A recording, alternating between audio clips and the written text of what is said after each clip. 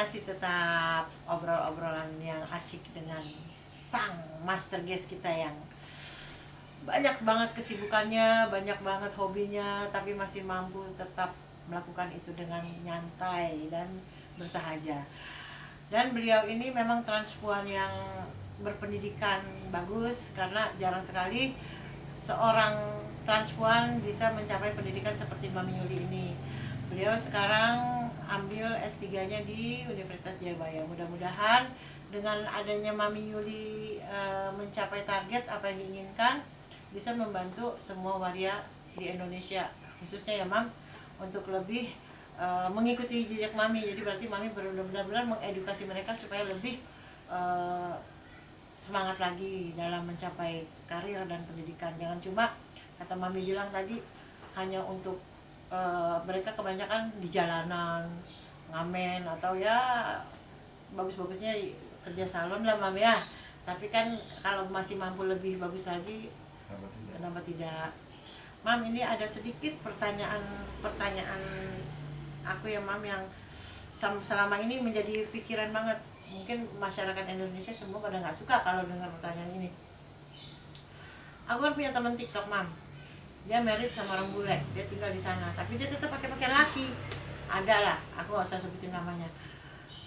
Itu kenapa di luar negeri kok bisa ya Mam, bisa menikah secara sejenis. Nah, dan itu katanya udah sampai ke Indonesia, tapi nggak tahu udah Allah alam benar atau enggak. Sebetulnya hati kecil menurut Mami setuju nggak? Kadang-kadang kan walaupun transpuan itu mereka mempunyai jiwa lebih ke wanita, tapi kalau melakukan hal seperti itu kan masih banyak yang memikirkan agama ya Mam. Karena dari segi agama itu kan sangat dilarang. Itu yang jadi pikiran aku Mam. Menurut Mami gimana? Pandangan Mami, tapi sah-sah aja sih, terserah gitu. Kalau Setuju nggak? kalau pandangan saya sih, setiap orang itu kan punya pilihan masing-masing. Jadi kalau kita lihat mengenai apa yang tadi disampaikan oleh bapaknya Teneneng, bahwa bagaimana itu adanya perkawinan sejenis. Kalau menurut saya sih, kita juga harus lihat bahwa di luar sana atau di luar negeri itu, atau di dunia barat itu, mereka juga punya kultur dan budaya yang beda dengan Indonesia. Kalau Indonesia ini kultur dan budaya kita kan masih dominan dengan agama mayoritas yang sangat istilah berpengaruh. Jadi kalau kita bicara soal pilihan seperti itu, kalau aku pikir, karena aku hidup di negara yang seperti ini, aku harus mengikuti alur atau jalur yang ada di sini. Jadi menurut saya sih, perkawinan sejenis atau misalnya contoh kita menikah sesama jenis itu, menurut saya sih tidak terlalu perlu.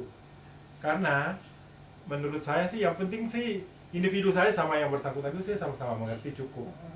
Karena kita sudah bisa diakui oleh, misalnya contoh yang kita suka itu bisa mengaku kita sebagai pacar atau sebagai cewek, ya cukup.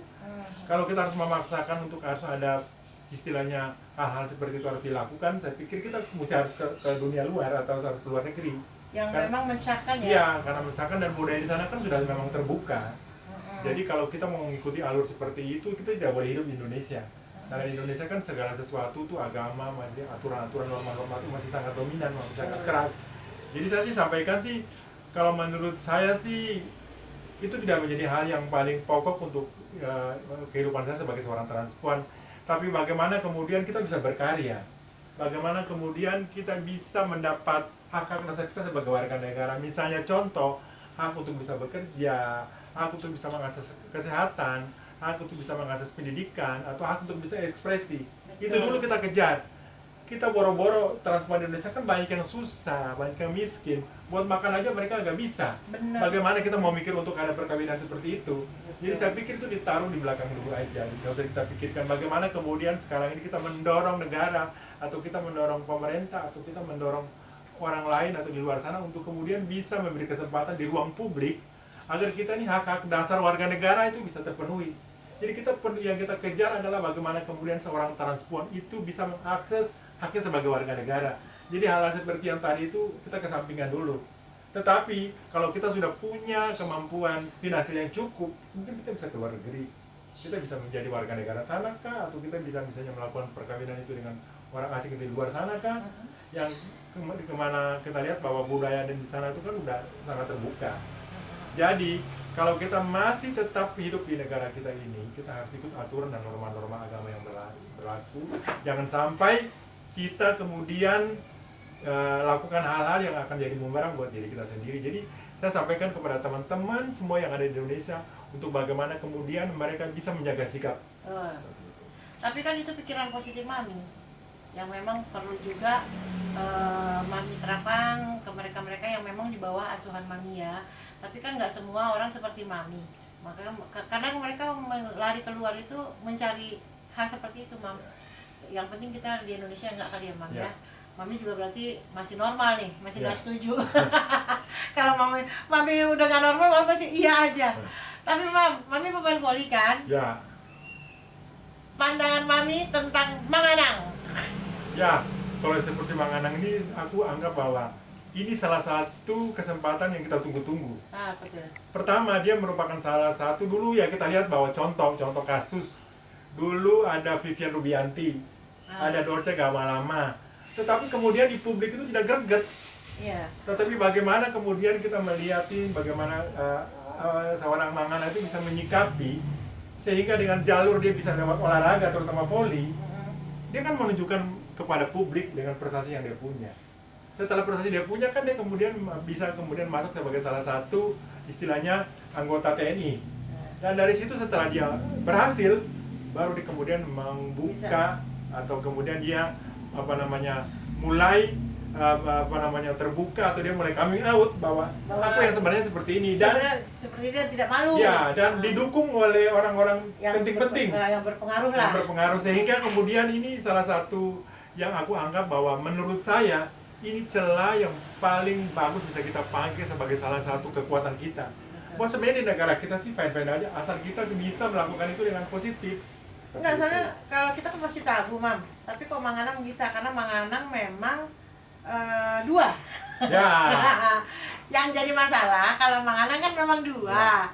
Mana yang lebih dominan? Ya. Benar kan, Mami? Kalau istilah akademis itu namanya intersect. Nah, mana yang lebih dominan? Ya. Benar kan, Mami? Dominan. Tapi kebanyakan ada beberapa yang tidak dua. Dua itu yang sulit. Yang sulit. Jadi memang mereka lebih suka berganti. Kenapa? Walaupun harusnya tidak seperti itu. Kalau ini kan tinggal matiin satu. Matiin satu, yang satu jadi. Kalau ini memang dibentuk, dirubah, ya kan? Nah, itu yang mungkin salah kali ya, Mam ya. Jadi kalau salah, tapi kebanyakan yang ada di negara kita ini yang kemudian akhirnya kebanyakan begitu ya, Mam? Ditolak. Tapi kalau Manganang memang nggak bisa, karena memang dua pilihan. Dua ini pilihan. memang ada. Dan memang dia legionelnya lebih kromoson kalau dibilang Ya. ya, Mam ya. Lebih banyak ke Cowok. prianya, ke cowoknya. Jadi kita juga patut dukung ya. Mami dukung nggak? Tapi dukung banget. Bukan karena Mami ngefans sama Manganang. Bukan juga. Bukan juga, karena ini merupakan salah satu saya yang saya anggap bahwa di zaman sekarang ini kan udah canggih. Pola berpikir orang-orang Indonesia memang udah mulai lebih jauh, lebih maju.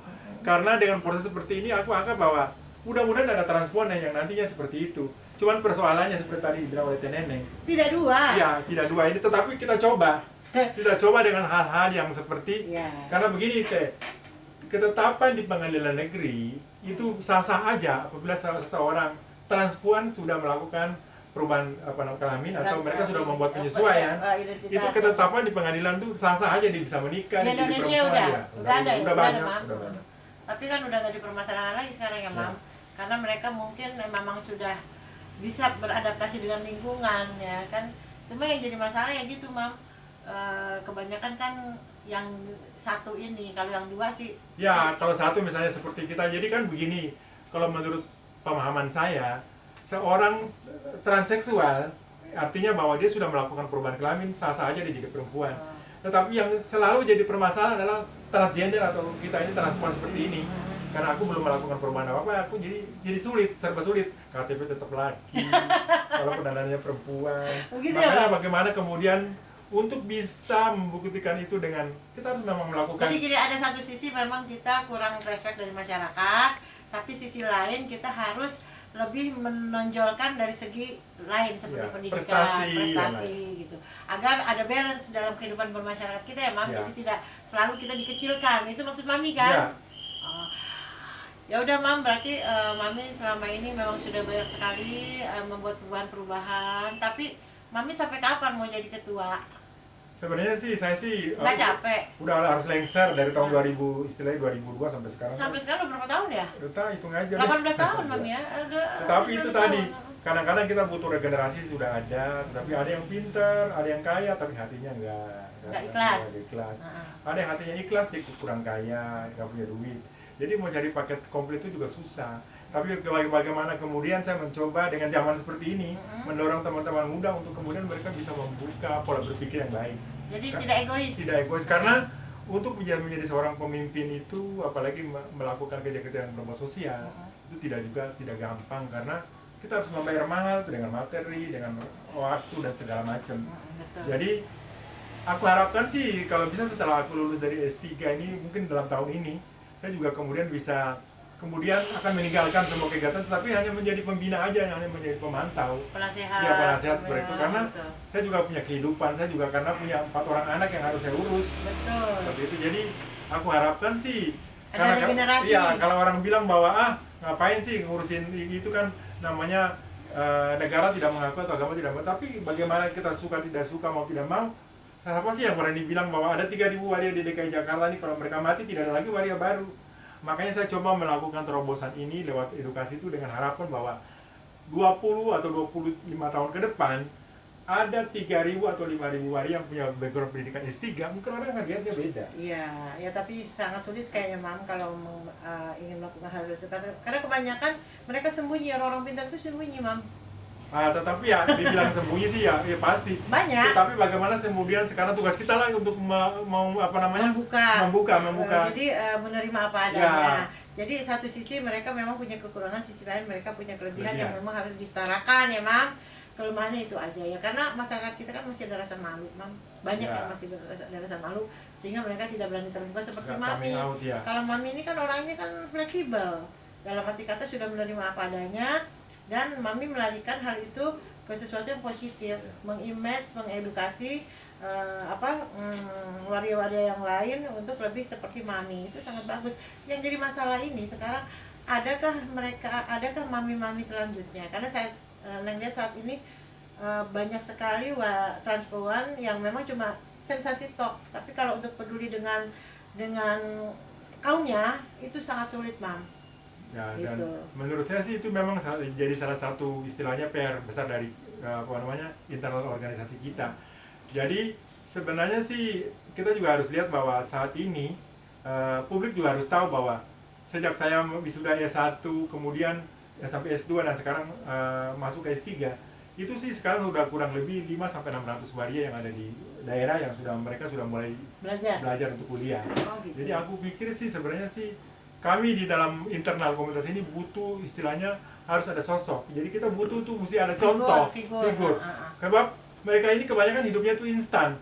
Kalau aku bicara sebagai ketua, kamu harus edukasi, kalau aku sendiri nggak edukasi juga mereka tidak akan yakin. Tapi yang jelas Mami kan kuliah nih, ada rasa risih nggak Mam? Ya kalau karena Mami kan beda. Ya Jujur ya beda kan.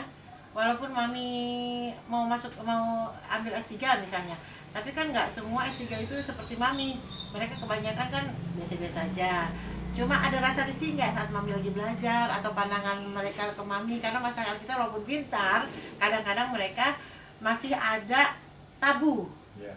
Ada nggak? Dan Mami menyikapinya gimana? Mami gimana? Kalau saya sih seperti ini, karena saya kan pernah ikut salah satu pejabat publik tuh, seleksi pejabat publik itu di Komnas HAM. Betul. Saya pernah lolos sampai dengan tingkat fit and proper test di Komisi 3 DPR. Tetapi saya ditolak di sana berdasarkan Undang-Undang Perkawinan Nomor 174, di mana dikatakan bahwa di dalam undang-undang itu negara dan agama hanya laki-laki dan perempuan. Kemudian setelah saya ditolak oleh beberapa fundamental agama, saya terus terang saya kan waria dan saya punya background agama Katolik. Tetapi bagaimana saya punya mentor di dalam hidup saya ini. Setelah saya keluar dari lingkaran kepahitan hidup di jalan itu, saya ada mentor, yaitu salah satu romo gereja. Dialah yang memberi saya motivasi bagaimana kalau kamu mau merubah pemikiran masyarakat tentang kamu harus sekolah. Kamu harus sekolah. Dan terus terang kalau kamu mau sekolah, kalau bisa cari salah satu universitas yang menjadi penantang, yaitu universitas yang berbasis Islam. Jadi saya Katolik, saya waria, tetapi saya kuliah S1 tuh di Universitas Attahiria Jakarta itu yang berbasis Islam. Dan saya 8 kali ditolak di sana. Kali ke-9 setelah saya ketemu rektor dan saya bisa kuliah dengan berbagai sensasi dan berbagai peraturan di mana dikatakan Konflik bahwa lah, konflik konflik di mana kalau kamu berani ambil resiko seperti ini, kamu akan nanggung resikonya, dan saya menjadi bulan-bulanan ini juga cukup lama, 6 bulan. Tapi di sana. sudah mental udah kuat ya, Mam? Ya, dan akhirnya ya seperti itu tadi, misalnya contoh, saya lagi ke kantin, misalnya ada teman-teman di kantin, mereka lari. Saya lagi di kelas, masuk ke kelas, mereka ada sekelompok itu masih pergi. Jadi seperti itu dulu. Jadi Mami nggak punya teman? Ya, yang pertamanya seperti itu, tapi memang kita mesti membuktikan dengan prestasi, karena aku vokal di kelas dan sebagainya, akhirnya juga diakui. Diterima. Jadi saya pikir sih sebenarnya sih, kalau dibilang soal misalnya kita di dalam kelas atau kita di dalam masa pendidikan itu atau di perkuliahan kita itu ditolak, sebenarnya sih kembali lagi kepada kita. Kalau kita punya kemauan keras, biarin aja. Yang jelas, Orang mau katain yang seperti jelas apa, Mami ya. pede. Ya, pede, dan itu harus dibuktikan juga dengan prestasi. Kalau Dengan kita nggak punya perbuatan ya, dan dengan prestasi. sikap kita Sikap. seperti apa yang kita lakukan ya. Alhamdulillah sampai sekarang aku di S3 juga teman sekelas itu kebanyakan pejabat, mereka kepala pengadilan, kepala kejaksaan, Karena tapi mereka lebih fleksibel ya, lagi menyikapinya. tapi ya fine-fine aja. Oke guys, kita cut dulu sampai di sini karena masih ada session selanjutnya yang bikin kalian pasti penasaran dengan kehidupan Mami selanjutnya.